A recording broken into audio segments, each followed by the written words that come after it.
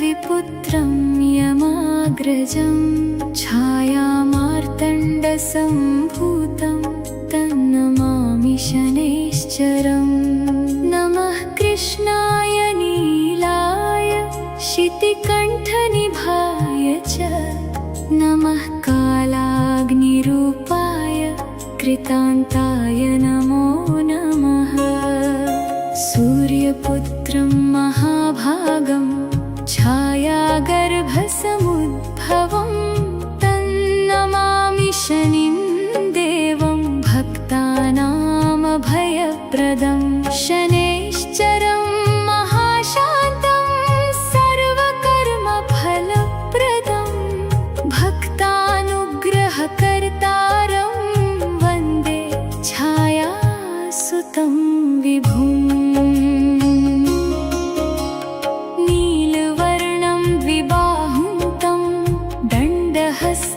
कृपानिधिं काकवाहनमारूढं वन्देऽहं शनिनायकं। मन्दगत्यै नमस्तुभ्यं सूर्यपुत्राय धीमते दुःखदारिद्र्यनाशाय प्रसन्नो भव मे प्रभो। कालदृष्टे महादेव सर्वपीडा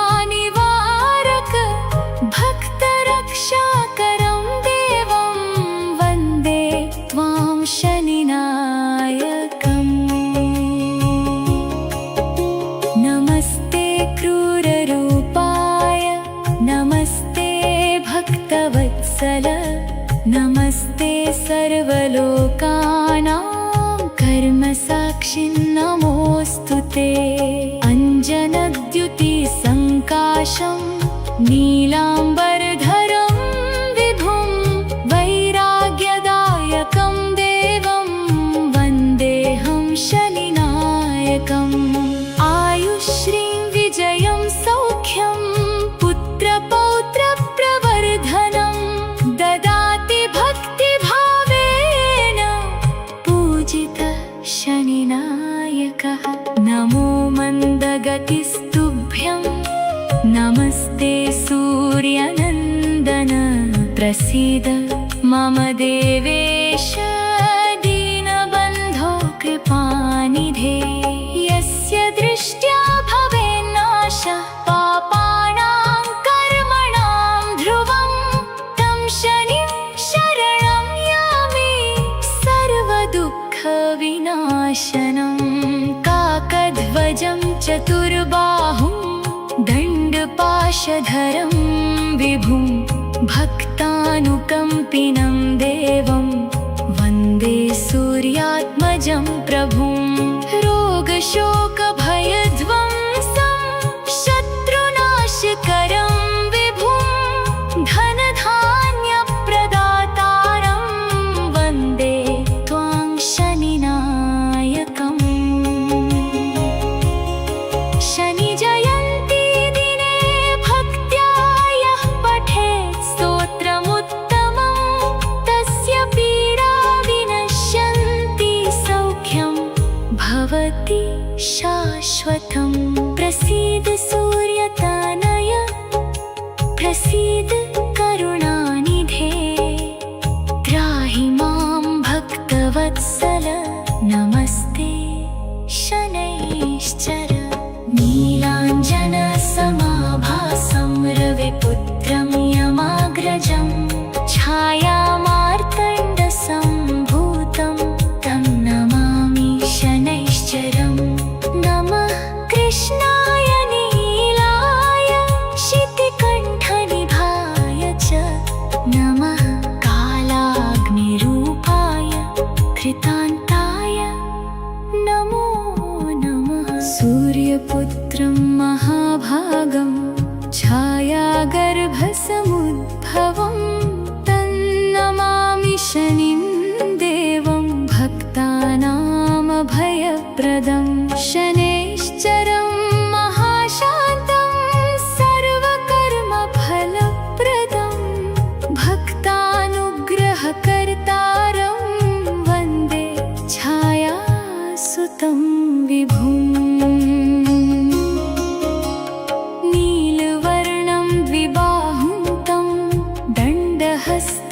कृपानिधिं काकवाहनमारूढं वन्देऽहं शनिनायकं मन्दगत्यै नमस्तुभ्यं सूर्यपुत्राय धीमते दुःखदारिद्र्यनाशाय प्रसन्नो भव मे प्रभो कालदृष्टे महादेव सर्वपीडानिवारक भक्तरक्षाकरं देवं वन्दे त्वां शनिनायकम् नमस्ते क्रूररूपाय नमस्ते भक्तवत्सल नमस्ते सर्वलोकानां कर्मसाक्षिन् नमोऽस्तु ते अञ्जनद्युतिसङ्काशं नीलाम्बरधरं विभुं वैराग्यदायकं देवं वन्देऽहं शनिनायकम् आयुश्रीं विजयं सौख्यं पुत्रपौत्रप्रवर्धनं ददाति भक्तिभावेन पूजितः शनिनायकः नमो मन्दगतिस्तुभ्यं नमस्ते सूर्यनन्दन प्रसीद मम देवेश दीनबन्धो कृपानिधे यस्य दृष्ट्या भवेन्नाशः पापानां कर्मणां ध्रुवं तं शनिं शरणं यामि सर्वदुःखविनाशनं काकध्वजं चतुर्बाहुं दण्डपाशधरं विभुं भक्तानुकम्पिनं देवं वन्दे सूर्यात्मजं प्रभुं रोगशोकभयध्वंसं शत्रुनाशकरं विभुं धनधान्यप्रदातारं वन्दे त्वां शनिनायकम् शनिजयन्ती दिने भक्त्या यः पठेत् स्तोत्रमुत्तमं तस्य पीडा विनश्यन्ति सौख्यं भवति शाश्वतं प्रसीद सूर्यतनय प्रसीद करुणानिधे त्राहि मां भक्तवत्सल नमस्ते शनैश्चर नीलाञ्जनसमाभासं रविपुत्रं यमाग्रजं छायामार्तण्डसम्भूतं तं नमामि शनैश्चरं नमः कृष्णाय नीलाय शितिकण्ठनिभाय च नमः कालाग्निरूपाय कृतान्ताय नमो नमः सूर्यपुत्रं महाभागं छायागर्भसमुद्भवं तन्नमामि शनिं देवं भक्तानामभयप्रदं शनैश्चरं महाशान्तं सर्वकर्मफलप्रदं भक्तानुग्रहकर्तारं वन्दे छायासुतं विभुम् नीलवर्णं द्विबाहुं तं दण्डहस्तं कृपानिधिं काकवाहनमारूढं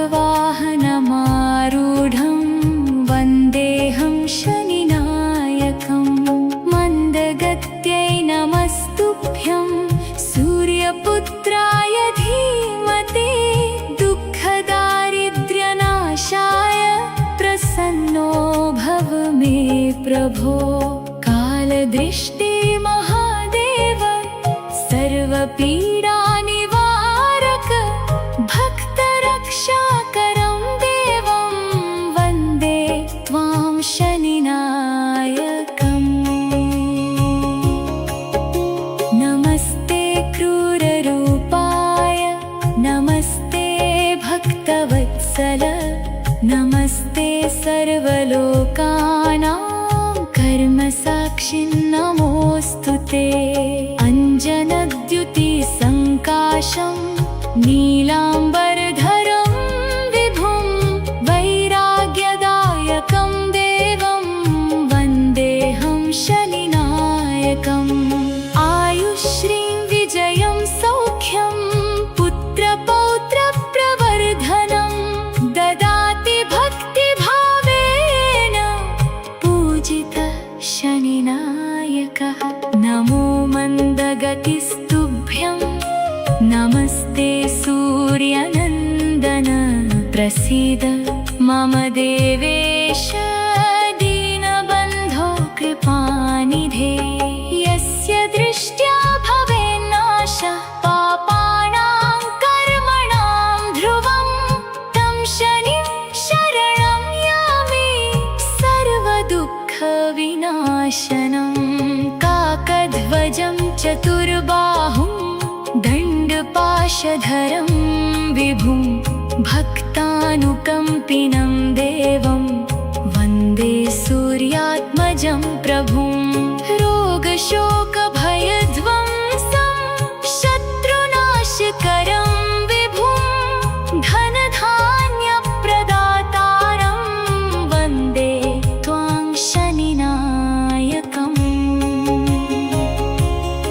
शनिजयन्ती दिने भक्त्या यः पठेत् स्तोत्रमुत्तमं तस्य पीडा विनश्यन्ति सौख्यं भवति शाश्वतं प्रसीद सूर्यतनय प्रसीद करुणानिधे त्राहि मां भक्तवत्सल नमस्ते शनैश्चर नीलाञ्जनसमाभासं रविपुत्रं यमाग्रजं छायामार्तण्डसम्भूतं तं नमामि शनैश्चरम् नमः कृष्णाय नीलाय शितिकण्ठनिभाय च नमः कालाग्निरूपाय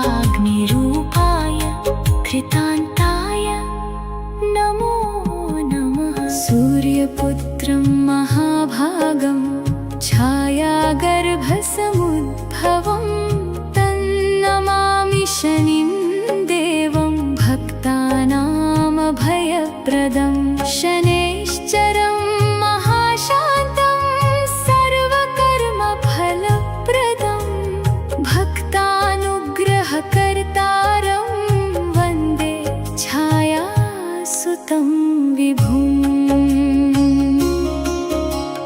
नीलवर्णं द्विबाहुं तं दण्डहस्तं कृपानिधिं काकवाहनमारूढं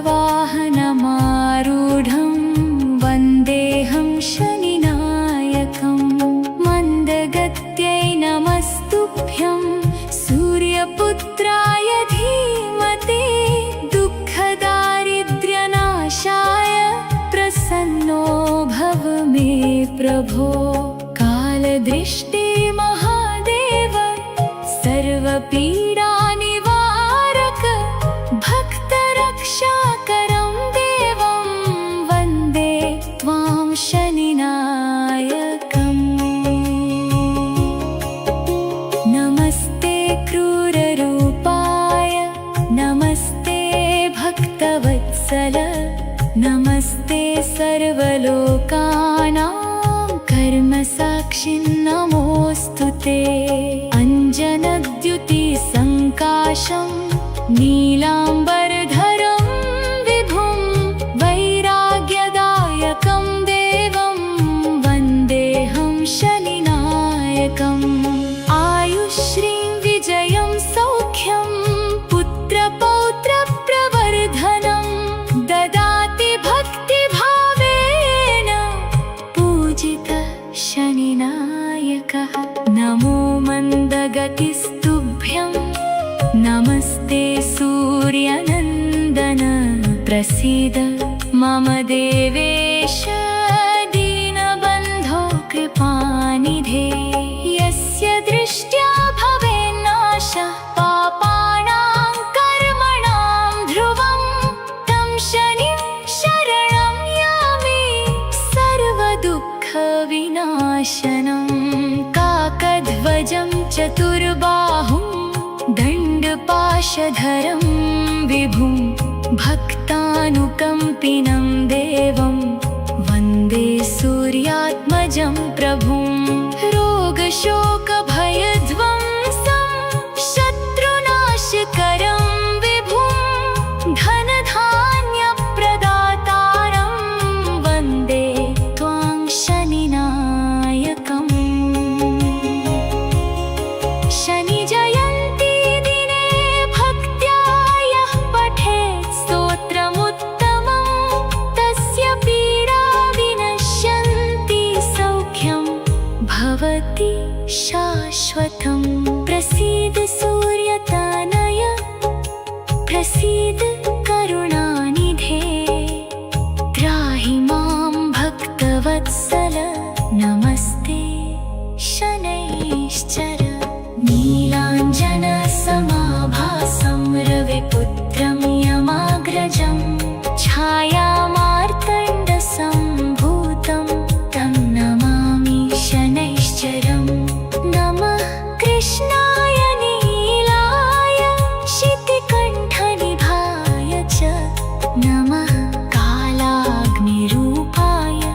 कृतान्ताय नमो नमः सूर्यपुत्रं महाभागं छायागर्भसमुद्भवं तन्नमामि शनिं देवं भक्तानामभयप्रदं शनैश्चरं महाशान्तं सर्वकर्मफलप्रदं भक्तानुग्रहकर्तारं वन्दे छायासुतं विभुम्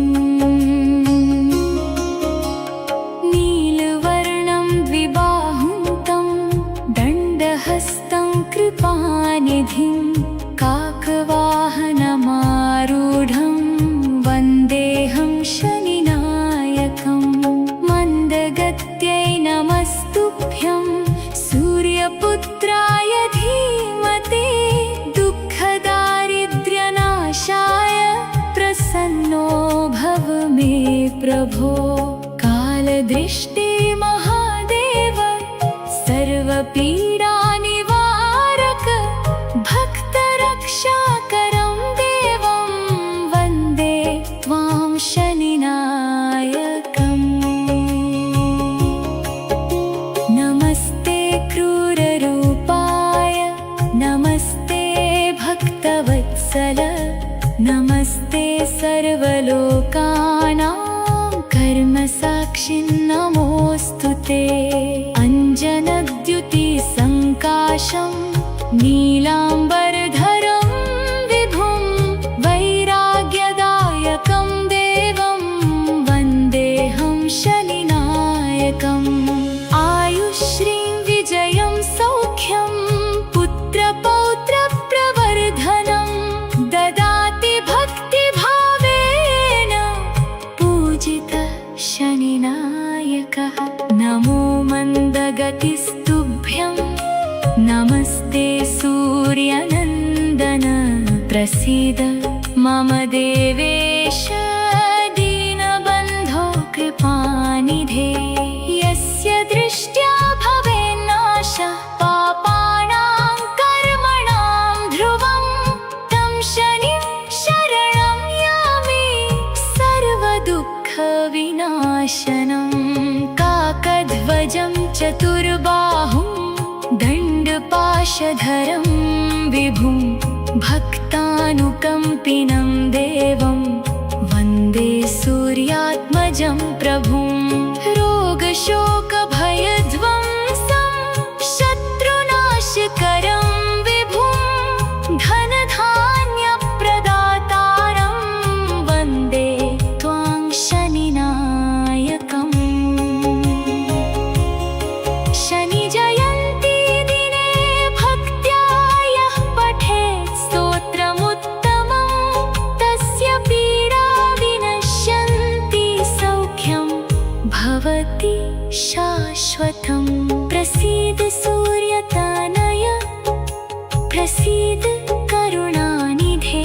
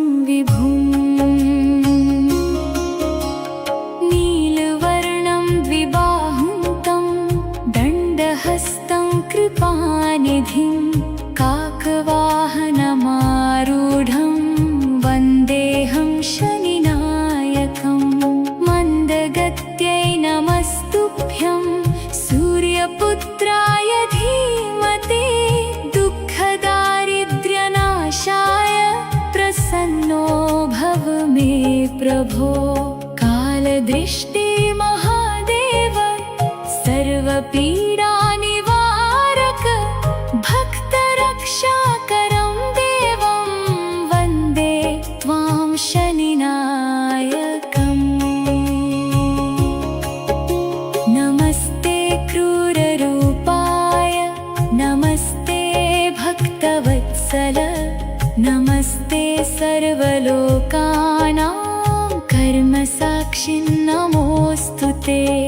अञ्जनद्युतिसङ्काशं नीलाम्बरधरं विभुं वैराग्यदायकं देवं वन्देऽहं शनिनायकम्। आयुश्रीं विजयं सौख्यं पुत्रपौत्रप्रवर्धनं ददाति भक्तिभावेन पूजितः शनिनायकः। नमो मन्दगतिस्तुभ्यं नमस्ते सूर्यनन्दन प्रसीद मम देवेश दीनबन्धो कृपानिधे। यस्य दृष्ट्या भवेन्नाशः पापानां कर्मणां ध्रुवं तं शनिं शरणं यामि सर्वदुःखविनाशनं। काकध्वजं चतुर्बाहुं दण्डपाशधरं विभुं भक्तानुकम्पिनं देवं वन्दे सूर्यात्मजं प्रभुं। रोगशोकभयध्वंसं शत्रुनाशकरं विभुं धनधान्यप्रदातारं वन्दे त्वां शनिनायकम्। शनिजयन्ती दिने भक्त्या यः पठेत् स्तोत्रमुत्तमं तस्य पीडा विनश्यन्ति सौख्यं भवति शाश्वतं। प्रसीद सूर्यतनय प्रसीद करुणानिधे त्राहि मां भक्तवत्सल नमस्ते शनैश्चर। नीलाञ्जनसमाभासं रविपुत्रं यमाग्रजं छायामार्तण्डसम्भूतं तं नमामि शनैश्चरम्।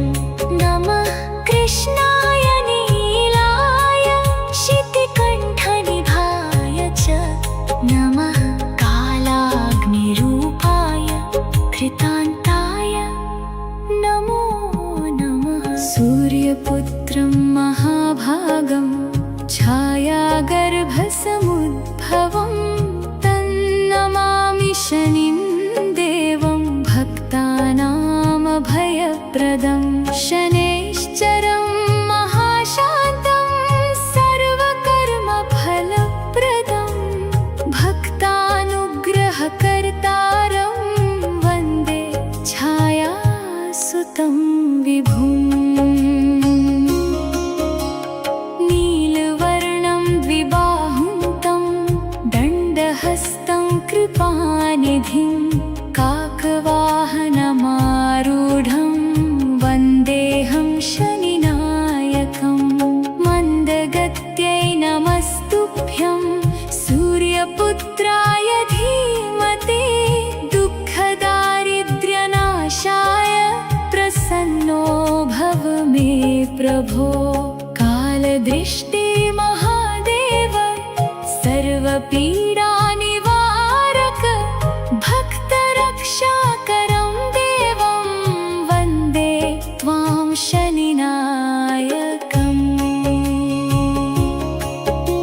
नमस्ते क्रूररूपाय नमस्ते भक्तवत्सल नमस्ते सर्वलोकानां कर्मसाक्षिन् नमोऽस्तु ते। अञ्जनद्युतिसङ्काशं नीलाम्बरधरं विभुं वैराग्यदायकं देवं वन्देऽहं शनिनायकम्।